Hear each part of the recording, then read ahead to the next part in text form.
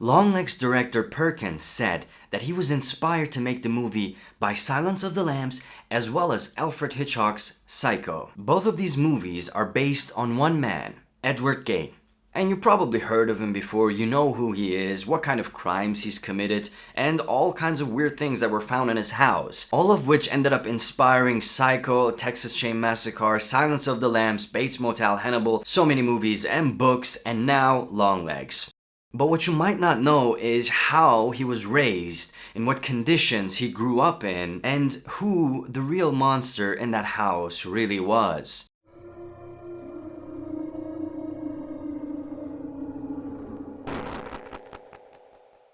Augusta Gein is in the living room sitting on a couch reading from the Bible to her son Henry. Augusta was a Lutheran, a very conservative and very fanatically religious person that believed all humans were filled with sin and they would all end up going to hell. It was only noon when her husband walks into the house looking tired, George Gein. Augusta yells out, "What now?" And she walks towards her husband, leaving the Bible on the couch. George starts walking upstairs, he doesn't acknowledge her. And then Augusta chases him, asks him again, "Why are you here? Why you're not at work?" When he finally turns to her and says, "I was fired." And Augusta yells out, "Another child." And what she means by this, and George at the time did not understand, is she was once again pregnant.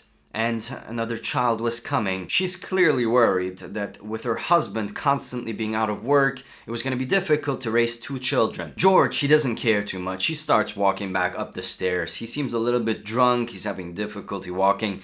His wife is yelling from behind him. This is a scene that has happened a million times before almost. Henry can remember it.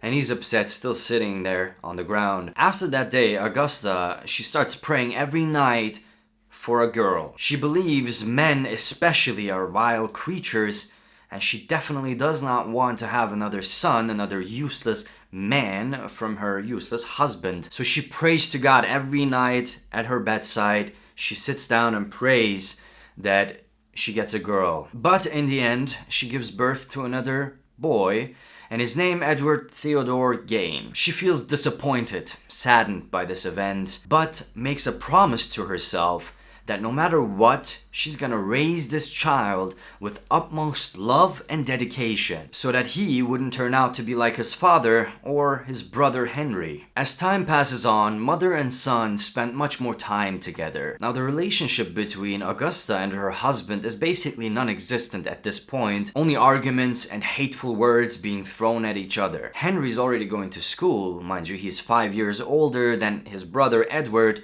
so he has friends and he has a place to socialize outside of the house. And he even tries to include his brother every now and then in his games or homework. He's showing things that he's learned from school. But Augusta, she always finds a way to intervene. Whenever Henry would try to talk to his brother or tell him about the things he learned at school, Augusta comes into the room, marches in, she hears what they're talking about, and she stops him before he's able to do so. She tells Henry to not poison his mind, Edward's mind, with this nonsense and rubbish. One day, Ed is 5 years old and his brother Henry, they're in the room playing together. Augusta suddenly enters the room. She doesn't even knock. She has two big black books on her lap, carrying it inside the room. And these books were quite worn out. They have yellow pages and the edges have been roughened up. They're quite old books. It was the Old Testament and the Book of Revelation. Both books were very obscure and rich in imagery about, well, religious stories. Augusta tells them to come sit around her. Henry was used to these kinds of reading sessions and he was not a fan, but he sits down anyway. And Augusta tells them that these were the most important books in the world. God had sent them and they were very special. The only books that Edward and Henry should ever read were these books. She even goes as far as saying that all the other books were damned and full of sins. If they were to read it, they would go to hell. Now she gives Henry a very determined and piercing look. Henry, who had had these sessions even before his brother was born, still does not enjoy them in the slightest. He's scared of his mother, he feels disturbed by her, and by her presence. Thankfully for Henry, he didn't have to be around all the time because he was going to school. The same couldn't be said about Ed. Every day at exactly noon, they would have these reading sessions of the Bible or the Old Testament and even the book of Revelation, and Ed would sit next to his mother and read with her. This session would last sometimes for hours and even until sundown. Every now and then, Henry takes his brother out to the park or grocery shopping, and when Ed comes back, he's very excited. He's very intrigued by the outside world, so he starts talking about it, and he starts telling about all the things he saw to his mother. Augusta is very anxious by this. Whenever Ed starts talking about the outside world, she fills up with rage. She then would just shut him up and yell with anger that he needed to read from the Bible this instant so that he could purge from the sins that he'd seen outside. Because Ed learned reading from an early age thanks to his mother, he would immediately run to the Bible and start reading loudly to his mother. In his mind, he needed to purge himself from all the sins that he'd seen because that's what his mother told him. We go past a few years. Ed starts going to school.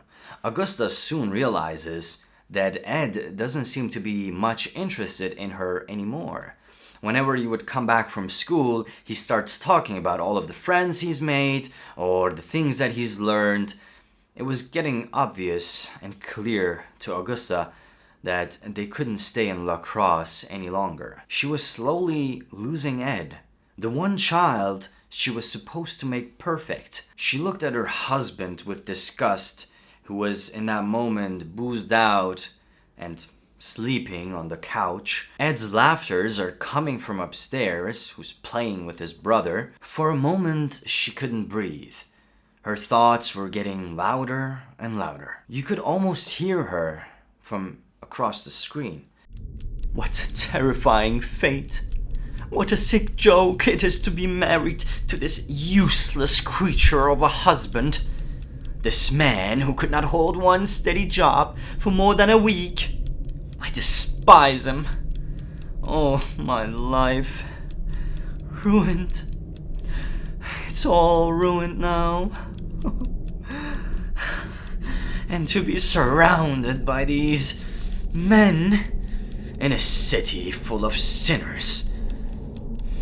Not a single soul seeking penance. Oh, what disdained creatures these humans are. Insufferable. In hell they shall burn away to ashes, a million ashes. We must get away. I must save him. My son. Yes, Edward. I shall save you.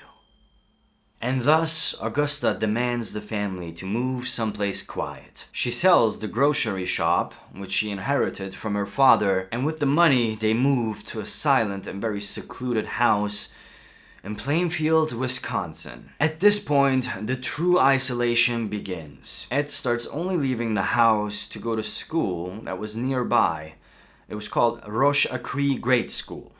It was basically a one-room building with 12 students. Now this change affects Ed quite a bit. Ed was a quiet and shy person. Whenever he would try to speak or say something, people would shush him and he would not be able to speak. And the fact that he had lazy eye or lesion tongue was not helping him at all. They would mock him, even bully him. This school was practically hell for Ed. And when he goes back home to tell his mother about how people were making fun of him, his mother slaps him on the face and punishes him for having tried to make friends. She tells him that it was sinful that he was trying to make friends, and she doesn't give him dinner that night. Sends him to his room where he would sleep hungry. Now their father George, he comes home from work very tired. He hears the cries of Ed from his room. He asks Augusta what's happened, and she doesn't really reply. Henry is able to console his brother every now and then, but he's not always around. One day, George is fired again and he comes home half drunk. Augusta starts yelling at him, calling him a useless pig, the disgrace of the family. From upstairs, he can hear his son's cries, the constant sobbing and sniffing. He starts to feel dizzy, and inside his mind, a chaos begins. Look at her tiny, crazed eyes, filled with rage, ready to attack me with her clawing hands, calling me a useless pig, when all she does is sit and read from the oh so holy Bible and nothing more. Money. All she wants is money, constantly demanding more money. Money. For what? For her to put aside and nothing more? What does she think? That money buys a ticket to heaven? Ha! Stupid witch. Oh, won't this boy shut up for once? My head hurts enough from your mother's yapping. What is it this time, I wonder? Not having any friends again, and nothing more? I ought to teach him a lesson. Then he'll be a much happier boy. Oh yes, then he'll be a much happier boy. George starts walking upstairs with difficulty. He's still drunk, he's holding onto the rails. And once he arrives at Ed's door, he goes in and then closes the door shut. This is not the first time that George lays hands on his son Ed, and it wouldn't be the last time. Many weeks and months pass by, and whenever Ed talks about the bullies at school, his mother would yell at him in anger and sending him to his room. And if he continues the cries, his father would soon pay a visit to his room and then beat him up. One day, Augusta enters Ed's room to find him playing with his genitals. She screams in fear and Ed starts shivering immediately. She slaps his son with force and yells out, "Curse of men." Ed in the corner doesn't start crying, even though he's hurting. He's understood by now that in this house, crying is not tolerated. Now his mother, after the slap, slowly approaches Ed, who's still shivering in fear, and then lovingly starts whispering to her son, saying that he can't ever play with his genitals. He would go to hell for doing so. She says to always stay away from women, no matter what, to not even look at them, because they would deceive him and basically make him fall into a trap, which would then lead him to go to hell and burn forever. On this day, Ed is only 12 years old, but his mother is the only figure in his life that he's ever bonded with, or that he's ever known or seen or even felt love from, so he understands and believes everything that she says wholeheartedly. After that day, Ed avoids his curiosity and rarely leaves the farm anymore. He starts going to school very occasionally, and at the age of 14, he drops out completely. Let's put a parenthesis here. Ed rarely leaves the house and is still getting beat up by his father for the following years. Henry is much more social, but he still does also continue to live in the farmhouse. Ed and Augusta's relationship gets much more complicated. They get a lot closer. Ed starts even sleeping in his mother's bed, and sometimes his mother in his bed. Henry was basically the only insightful or reasonable person in the house who was concerned for his brother and the relationship they had with their mother. Their father, George, had checked out many years ago. He's still half drunk. He continues to work in odd jobs. One of those odd jobs, which is an important detail, is tanning, or being a tanner. George has worked in that job for a very brief amount of time, but he had purchased the necessary equipment and put them in his basement, basically, where he was using them. And tanning is where you use animal skin to make it more durable, to use it for fashion or other things, and you can also color it. So he had the gear set up in his basement, but he wasn't using it anymore and it was collecting dust. Until Ed would discover it. Let's continue with the story. Ed is 21 years old now, and Henry is 26. They both have been working as handymen around town and are considered very reliable and honest people by the community. Ed, aside from being a handyman, also does babysitting. Oddly enough, in his opinion, he just felt that he could relate to children a lot more than he could to adults. So he thoroughly enjoyed babysitting as well. When Ed finds the tanning gear in the basement, he starts tanning animal skin as well and then sells it to the locals for some extra cash. In 1940, George Gein, their father, dies of what is believed to be heart failure, though the real cause of his death was never really determined. Augusta is not saddened by this one bit. During the funeral, she tells her sons that their father had gone to hell. It's 1942 now, and all three are sitting at the table having dinner. Henry starts smiling, and he tells them that he's met somebody and that he was gonna move in with her. It was a widow with 2 children. At first, Ed also starts smiling because he's happy for his brother, but when he looks at Augusta,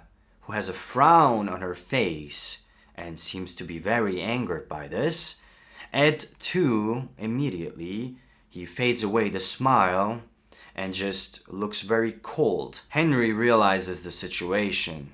He takes the handkerchief and just cleans his mouth.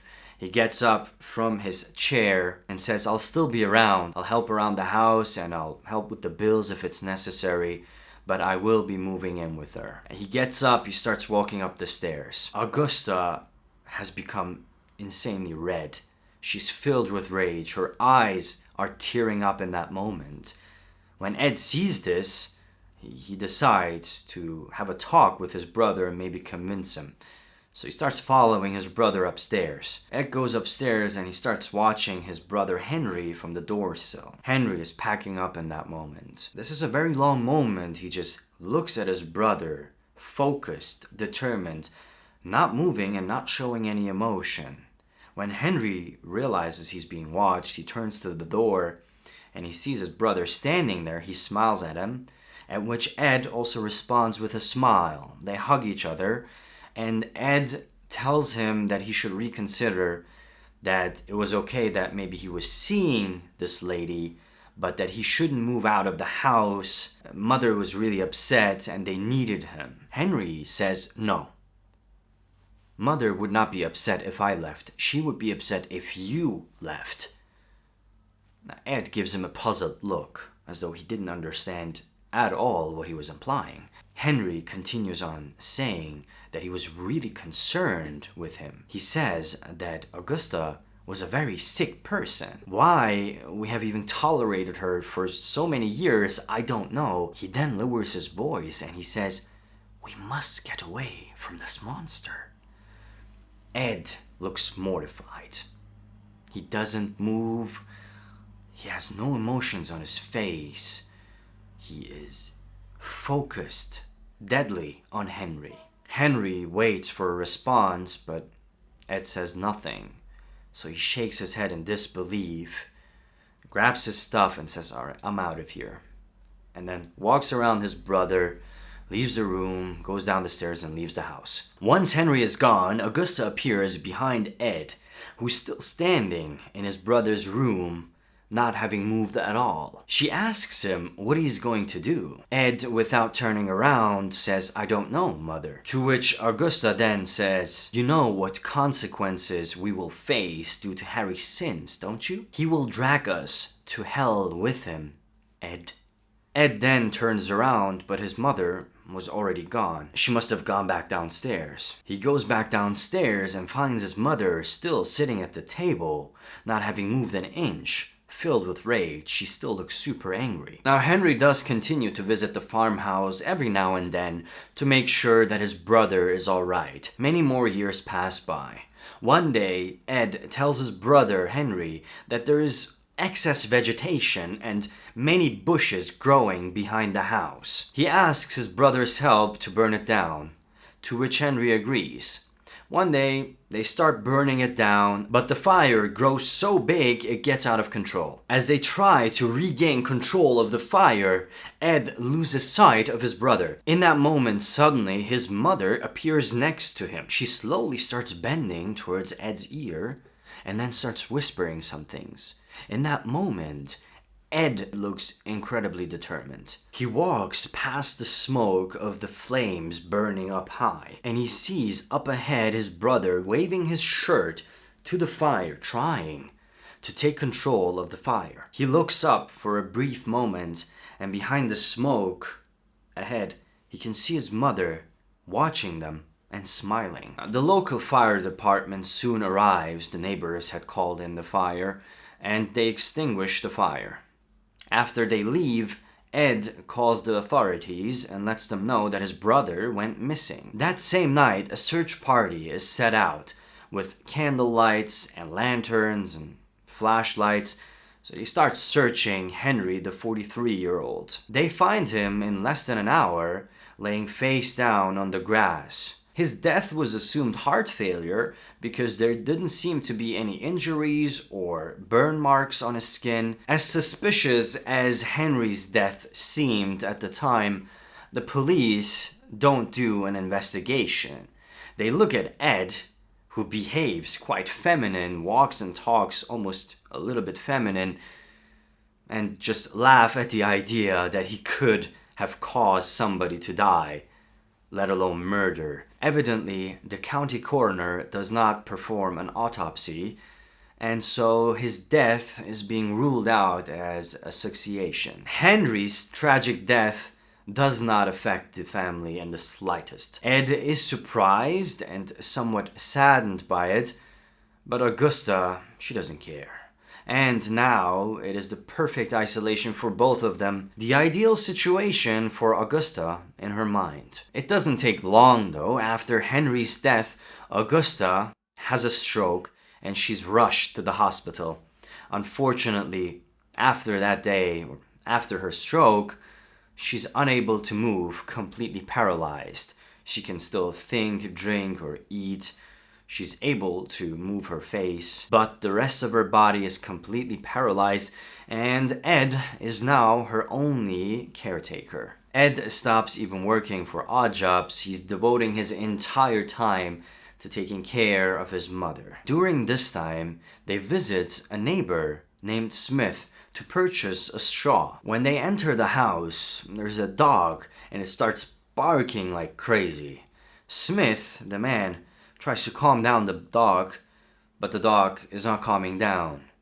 So Smith starts beating the dog very, very aggressively. The dog starts crying, and from next door you can hear a woman's voice screaming stop.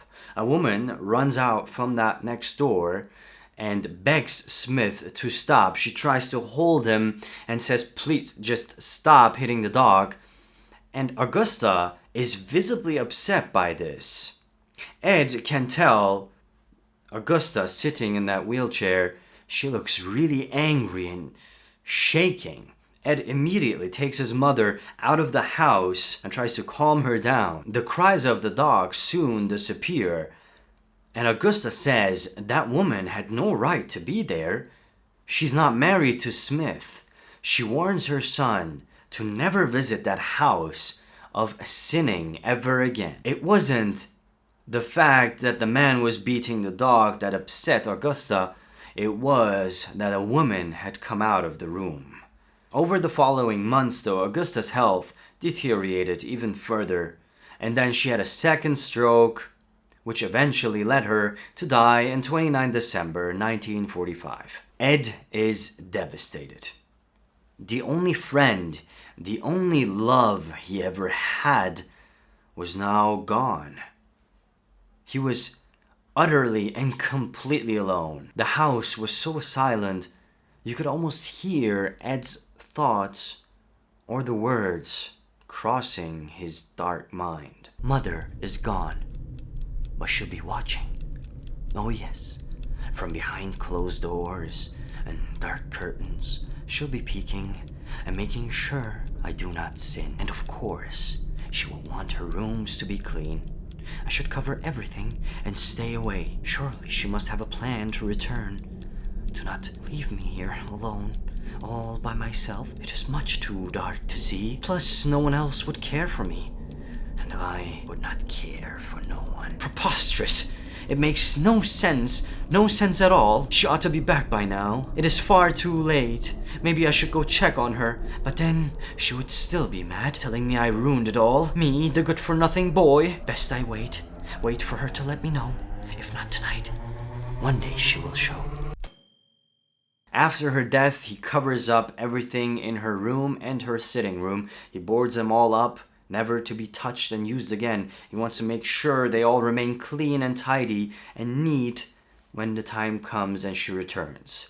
He starts living in the kitchen, and next to the kitchen there's this small room which he just uses to sleep in, basically. While the kitchen and that small room over time starts to get dirtier and dirtier, the rooms that he boarded up remained in perfect condition. People who see Ed after his mother's death talk about how ragged he seemed, how dirty or just foul he smelled. He was getting more and more unstable in the eye of the community. He did continue working in odd little jobs, but soon he wasn't able to find any because of the foul smell and the odd appearance he had, so he stopped going out of the house almost altogether. And this marks the time where he starts reading about very dark books as well as pulp magazines.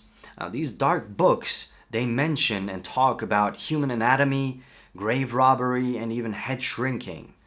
The pulp magazines are much worse, containing adventure stories of cannibals, Nazis, with these atrocities of horrible things that they were doing. And one instance of that is war criminal Ilse Koch. She was a Nazi, and she would pick prisoners that they were gonna kill from people that had tattoos in order to make lampshades from their skin. This was her idea of making fashionable lampshades of tattooed skins. Everything related to death seemed appealing to Ed, because everything he ever had, Augusta, his mother, was now dead. Death was the only thing that intrigued him at this point. In 1947, he wakes up to this cold air in his room. He sees that his mother is sitting right beside his bed, smiling at him. She caresses his head very slowly and tells him that she'd like to come back now. Ed is over the moon by this. He wanted to bring her back, he had ideas, but he didn't want to act on them until she gave him permission. And now that he had permission, he was ready to go to her grave and bring her back. So he puts on his cap, he picks up his shovel and crowbar, and sets out that same night to go to the graveyard where his mother was lying in. He digs her up and carries her back home, or at least what was left of her, which wasn't much to begin with. But to make her whole again, he needs placement parts.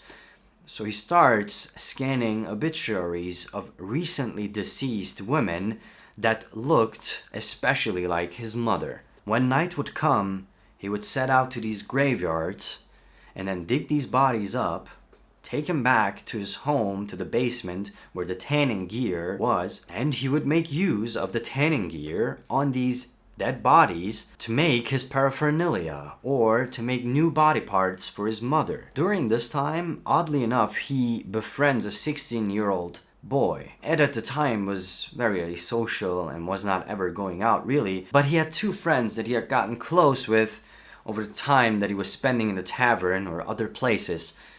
And they had a son, the 16-year-old.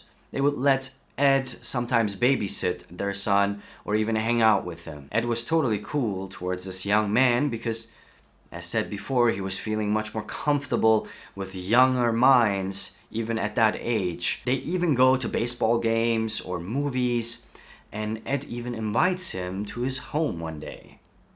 A 16-year-old later told his parents that he didn't want to hang out with Ed anymore. He didn't like him anymore. He was afraid of him.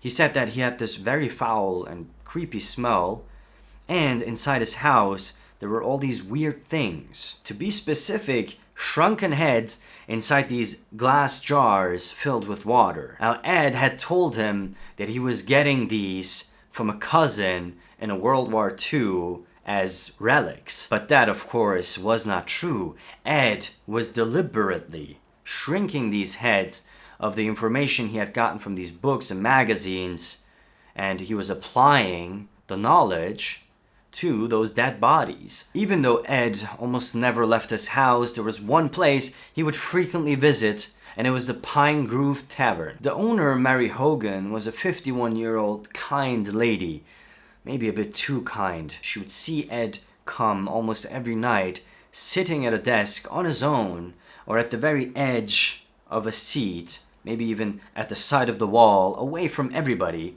and she'd feel sorry for him, sometimes even try to conversate with him, but Ed always seemed very uninterested. In 1954, though, that one night, Ed once again is in the tavern, drinking.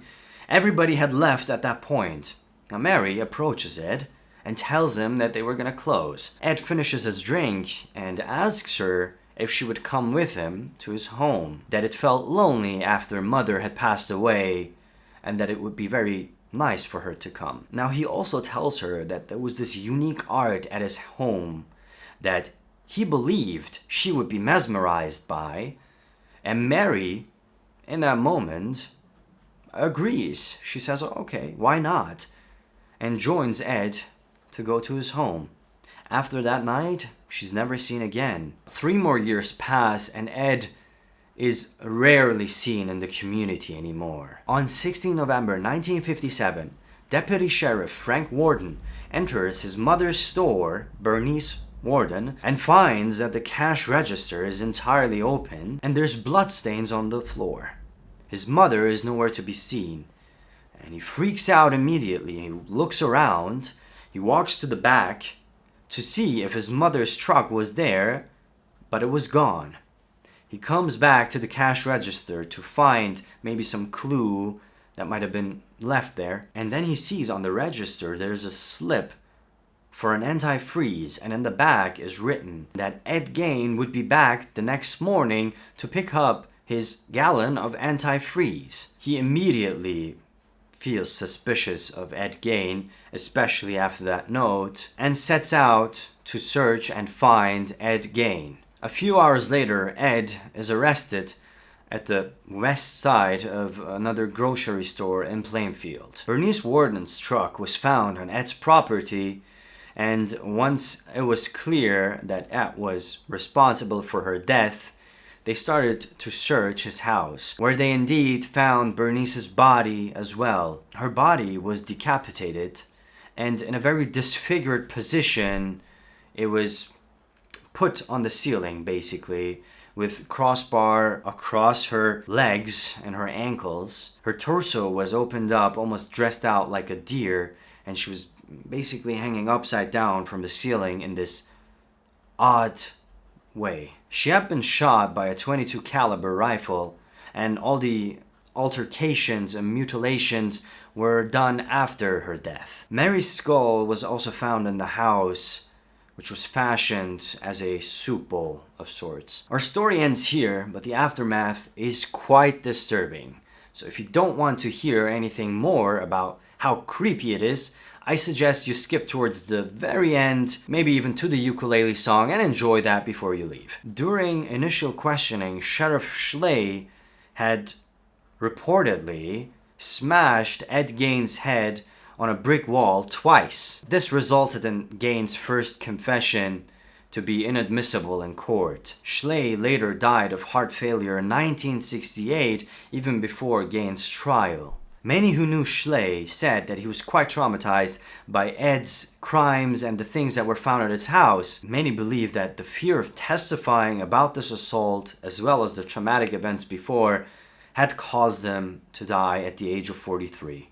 Ed pleaded not guilty by reason of insanity. He was indeed diagnosed with schizophrenia and found unfit for trial. So he was sent to the Central State Hospital for the Criminally Insane, and today it's called Dodge Correctional Institution. Later he would be transferred to the Mendota State Hospital in Madison. A psychiatrist testified that Gein had no intentions of killing Warden that day, the person that owned the shop. He suggested that he was only trying a rifle, he didn't even aim it at her, and suddenly it just fired off. Anything else? He doesn't remember. He doesn't even remember arriving at the store and talking to Warden. The rest is all blurry and kind of disappeared from his mind. Other remains and discoveries made in his house included, but are not limited to, whole human bones and fragments, a wastebasket made of human skin covering several chairs, skulls on his bedposts, bowls made of human skulls, leggings made from human leg skins, masks made of female head skins, Mary Hogan's face mask in a paper bag, and Mary Hogan's skull in a box, Bernice Warden's heart in a plastic bag, a belt made of female human nipples, 4 noses, a lampshade made from the skin of a human face, a female human nipple doorbell. Ed Gein admits that between 1947 and 1952, he had made at least 40 nocturnal visits to different graveyards in Plainfield. He also claims that he was in a complete dazed state during these visits and that he wasn't aware of what he was doing, that Mother was telling him to do these things and that she was demanding it. Most of these visits were empty-handed. Basically, he didn't steal anything. He just went there and he came back with no bodies or anything at all.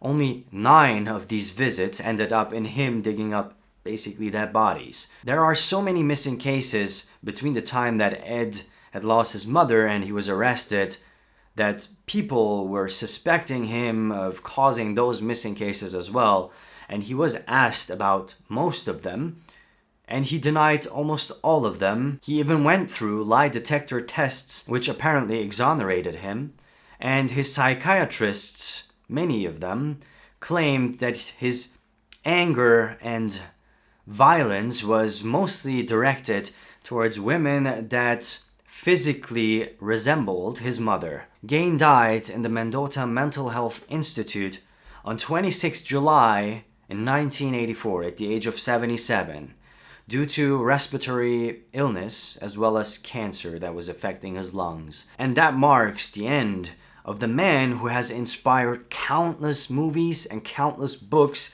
and still to this day is affecting horror genre as we know it with Longlegs. But really, if you think about it, who was the true monster in the story? Was it Ed Gein or was it his mother? What do you think? Do you think that a monster is born? Do you think that Ed Gein, when he was born, he was destined to do this, he was already evil within? Or do you think that a monster is being made? And the way his mother was always pressuring him or just kind of hitting him and being angry with him, the fact that he couldn't socialize, his father beating him up, was it the environmental effects that had caused this little boy to turn out and grow to be a monster? What is your opinion on this? Or what is your opinion in general? Do you think that people are born evil or they become evil? I must admit that I felt a bit weird realizing that tomorrow is the day that marks his death anniversary. I mean, today is 25th of July, the day that I'm filming it. And I did feel a little creeped out by it when I realized, but I didn't let it affect the story, hopefully. I once again apologize for the lighting constantly changing. It's very likely that in this video as well, maybe I'm bright 1 second, maybe I'm dark 1 second. And it's due to the weather, really, because I'm using the sun as my light source. And when there's clouds or when there are no clouds, it can change depending on the lighting effect coming from the window. If you do enjoy creepy and eerie stories told face to face, please consider subscribing to the channel. If you've stuck around till this point of the video, you're a true hero and I appreciate each and every one of you. Thank you so much for being here. This is my thank you in a very personal way, hopefully. I'll try to shake your hand. It doesn't work, it doesn't focus. Hold on. How do you focus my hand? Ah, there you go. Okay. I hope you did enjoy it.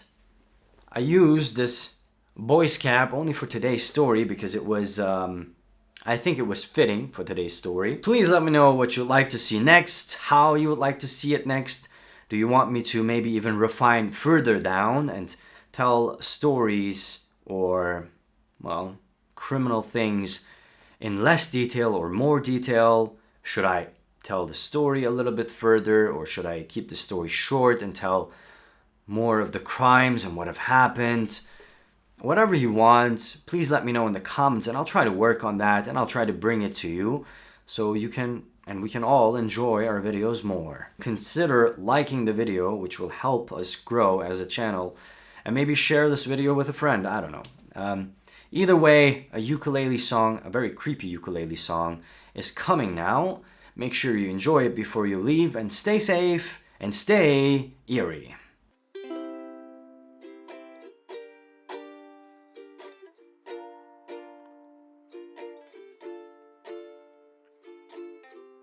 Tried to walk home last night, really thought I'd be fine, but then a sudden thump behind. Wait, is that an alien? What was that sound I heard? Jane, please stop fooling around. What do you mean wash the dishes? Do you realize what time it is? I'm getting the creeps again. Look at these goosebumps on my skin. If I'm not back by 8, the delivery guy probably did it. Now I must fade in the dark, get away from everyone. Oh Jane, I'm so afraid. I'm begging you to stay.